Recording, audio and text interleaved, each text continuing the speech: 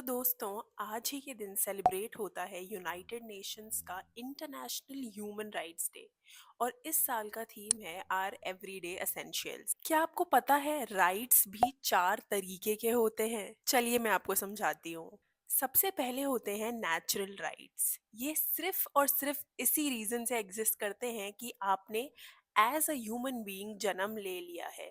ना तो इन्हें किसी लॉ की ज़रूरत है और ना ही किसी एक्ट की। इनका जिक्र पहली बार जॉन लॉक ने 17th सेंचुरी में किया था और उन्होंने ये कहा था कि एक डेमोक्रेसी का कोर आइडिया होता है नेचुरल राइट्स। फिर आते हैं ह्यूमन राइट्स। अब वैसे तो नेचुरल और ह्यूमन राइट्स में ज़्यादा कुछ फ़र्क नहीं होता है। ह्यूमन राइट्स को हम कह सकते हैं एक modern way to adopt natural right.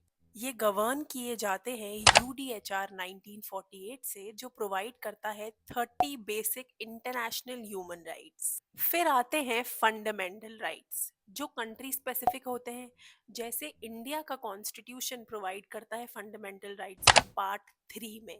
अगर ये वायलेट होते हैं तो आप डायरेक्टली अप्रोच कर सकते हैं इंडिया के अपेक्स कोर्ट को। फिर आते हैं last but not the least your legal rights, जो हैं बाकी सारे राइट्स गवर्न बाय स्टैट्यूट।